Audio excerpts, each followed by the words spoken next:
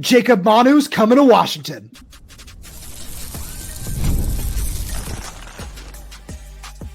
You are Locked On Huskies, your daily podcast on the Washington Huskies, part of the Locked On Podcast Network, your team every day. Welcome back into another edition of the Locked On Huskies podcast. I'm Roman Tomashoff. That's Lars Hanson. He's site editor with Athlon Sports Inside the Huskies. I'm the site editor with Huskies Wire. Thank you for making this your first watch or first of the day, as we are part of the Locked On Podcast Network, your team every day. Coming at you with a special bonus episode because, Lars, this is one we tipped off our insiders on a while ago at this point, honestly. Jacob Manu, Arizona linebacker, commits to Washington. This is a really big get for the Huskies, where the on-field play is great. Obviously, he suffered a non-contact knee injury in October, so his status is certainly going to be something to monitor throughout the spring, throughout the summer even as well, as we get into fall camp and everything. But in terms of not just what he brings on the field, like I just said, but the locker room presence that a guy like this brings who understands Jedd Fisch's culture, like, you know, with everything Jonah Coleman said during his press conference on Thursday, those are really important things in building what Washington wants to. Yeah, and I'm going to put words in Jonah's mouth. I'm going to be brave when I say this. I think this would be one of the players that Jonah and some of the other guys throughout the season have been alluding to as, yeah, I'm surprised more guys didn't join. Now, again, the caveat to that is when you look at the linebacker position this past season, you had Alfonso, Carson, Drew, plus you got Anthony Ward from Arizona, and you had the emergence of Khmori Smith / Brian Parham as a grad transfer. So there wasn't really a ton of room, but it was still kind of one of those like, hey, you know, kind of surprised he didn't transfer either way. You know, kind of surprised maybe he didn't become a special teamer this year. Sure. Or, you know, push and maybe Drew becomes a special teamer or things like that. Khmori becomes, you know, whatever you want to say.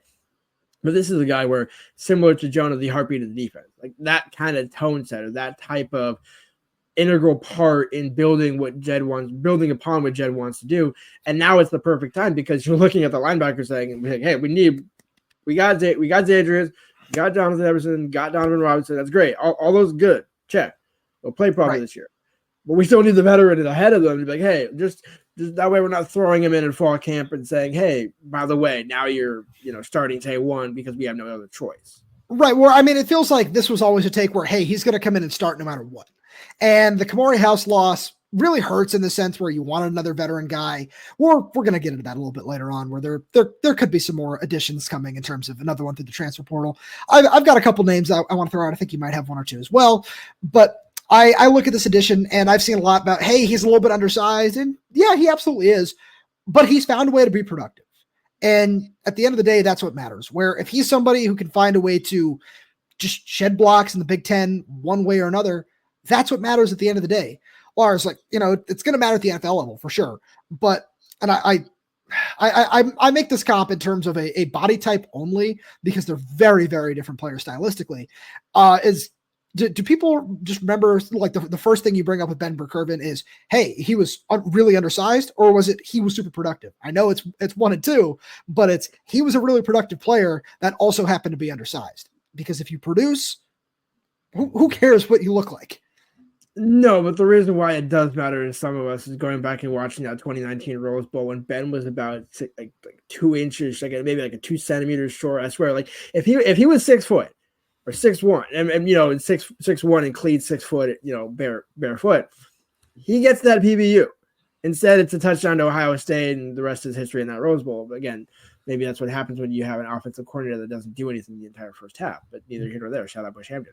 With that being said, you look back and think, okay, yeah, absolutely, the production was there. And Jacob Manu, same thing when you look at Arizona, 25 plus pressures, 7 sacks, and 23 at Arizona.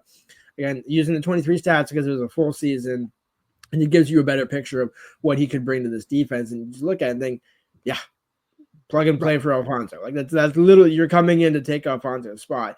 Now, I was going to say Alfonso's spot is because he lined up a few different places. And I think because of Manu's size at 5'11", 225, that might be more the plan for him than truly being in that Carson, I'm just going to sit in the middle, 6'2", 215, 220, and just kind of play that role, which again, both roles are important. So not one more so than the other. You just need to have both as we saw the season. Absolutely. Lars, we got so much more we want to get to right after a quick break. because we've got a message from the college football playoff. It's that time of the year. The college football playoff is back. And with the newly expanded 12-team format, it's guaranteed to be bigger and better than ever, bringing you all the hard-hitting and high-flying excitement that you love. TNT Sports' coverage of the college football playoff begins December 21st, starting with the college football playoff kickoff show presented by AT&T at 11 a.m. Eastern, leading into our first matchup, the Southern Methodist University Mustangs battling the Penn State Nittany Lions at noon. Then the Clemson Tigers look to upset the Texas Longhorns in a showdown at 4 p.m. Eastern. Don't miss a moment of the action. Watch the college football playoff presented by Allstate live on TNT, True TV, TBS, and Max. So Lars, let's dive into this off field a little bit, where you bring up some really great points, but I look at it as we talked about Khmori House a little bit, what that means, and just how that is certainly the worst loss this program has suffered in terms of the transfer portal so far. Like as we record this, Keith Reynolds is somebody else who's also in the portal now, where it's in that same vein where Khmori is still the number one loss, and a lot of it is because of the inexperience behind him. We're going to get into some of the other options in the transfer portal, but I don't just think about the true freshmen that you're talking about with Zaydrius, Rainey-Sale, Jonathan Epperson, Donovan Robinson. I think about this tandem of they're going to be sophomores in 2025 of Deven, Bryant, and Hayden Moore. Where do they fit in this equation? And this is a question that is going to need to be answered in spring practice, but how far along are they going to be in their development? And how much do you trust them to be part of the rotation? Do you expect that one of them to maybe step up and start? Like these are questions that need to be answered, and I don't think it's going to preclude them from taking another linebacker in the transfer portal. But I look at that and I say a guy like Jacob Manu is the perfect player to help these guys. Where they've been in college 2-3 years at this point, but they still don't have a lot of experience. So bringing somebody in like Manu, who's got all this production, all this experience under his belt, is still a very, very positive thing. Oh, no doubt. Well, I think, there's plenty of other, like we talked about, guys in the portal that you can look at, the Washington State linebacker, Tariq, there's a number of guys I think if you want to go find one more additional one between now and the start of spring ball in March, April, whenever they decide to get that thing going, you can kind of play it out there because Jacob Manu is the key piece in that, where we need that one veteran, because you also, like I said, you have Anthony Ward. Does he take a step up? Does, Hayden Moore, as you mentioned, take a step up? There's somebody else in that room that could probably take a step up, or, I'm not saying it's going to happen guaranteed, but maybe one of the linebackers steps up and take a special teams role. So that elevates somebody else. And, like Logan Luciousness, where he, maybe makes an impact on special teams. And these are all kind of small things at a position where you can say, okay, how can we maximize? Because worth noting, Jedd is keeping the walk-on program around. So if you're on the roster, you're going to have to do something. You can't just be a warm body that, kind of is third team on scout team. Like that's no longer a thing in college football where it's, hey, if you're on scout team, it's probably because you're either a redshirt freshman and we're planning for you down the road. So these are the important snaps that you get. Once you're, redshirt sophomore, redshirt freshman, redshirt junior, those sorts of things, you need to be in the mold competing in some way, shape, or form. So I'll be curious to see kind of how they go about adding another linebacker, because it's like, what are you looking for in that? Are you looking for a 2-year guy, another 1-year guy? Because you have the 3 freshmen coming in plus Moore and Deven Bryant. And Deven Bryant. So those guys have 2+ years left as well. So you're looking at a thing. Ideally, you would think a 1 year, but I disagree. But I said that's what I said. Ideally, I hear you. I think in years past, I think he's like, oh, we'll just get a 1-year rental and move it on. But I think the staff really, and we look at receivers, same thing. When you look at the guys they've been looking at, it's all guys with at least 2 years of eligibility left. It's not right. I mean, if you can take a 1 year like a Manu, that's fine. But those are very selective takes where most of them should be 2+ years of eligibility left. So the biggest reason for that is depth. All the names we mentioned are all the guys in the room. Like that's it. Where that's really, really shallow at a position that requires a lot of contact. So you need a couple of extra bodies in the room, which is why we think that they're going to take at least one more transfer. So let's get into who that might be.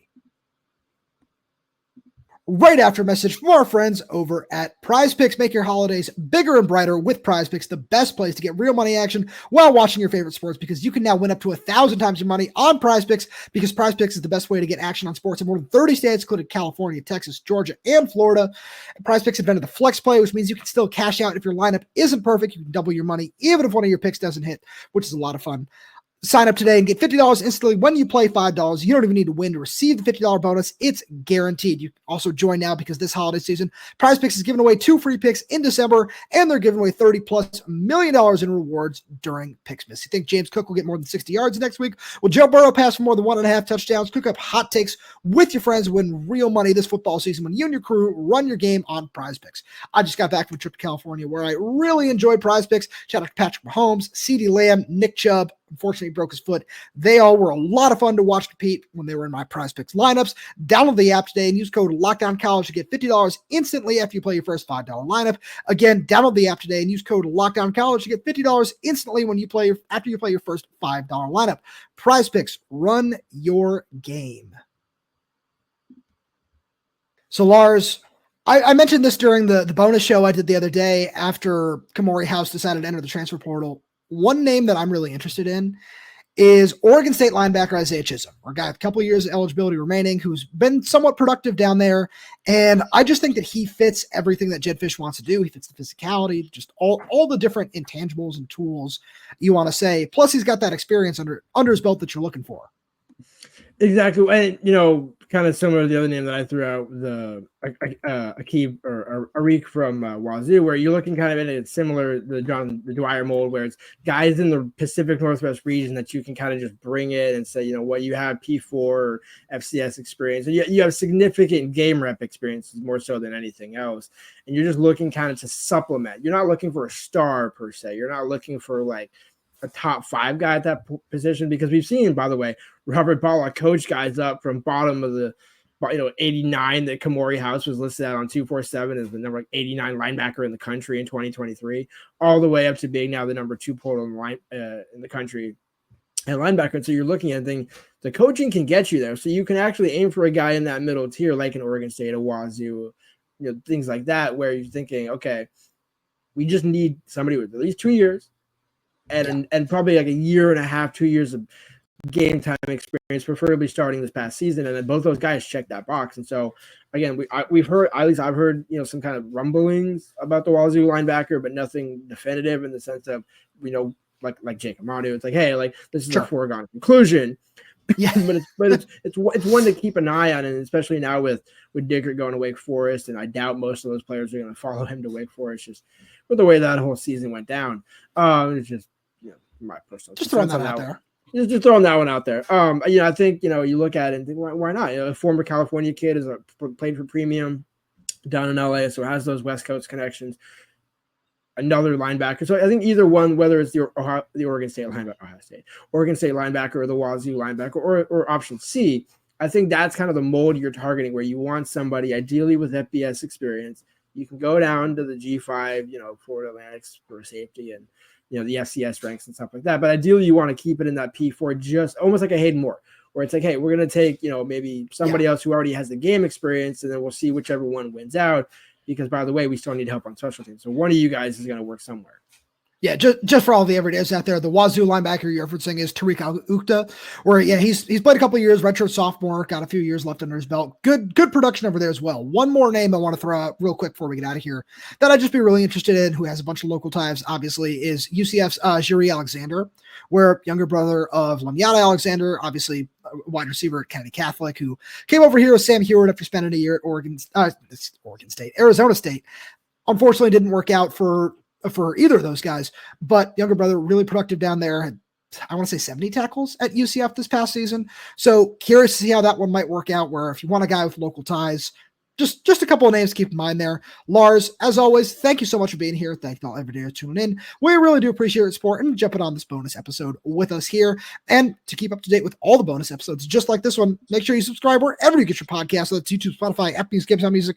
We're there. We're everywhere. We're updating the channel with new content every single day. So make sure you click that like button, click that little bell so you never miss when we post a new video. If you have any questions, comments, concerns, drop them right down below in the comment section. And if you're audio only, please leave us 5-star reviews. It does help us out a lot. Thank you so much for tuning in, and we'll talk to you next time.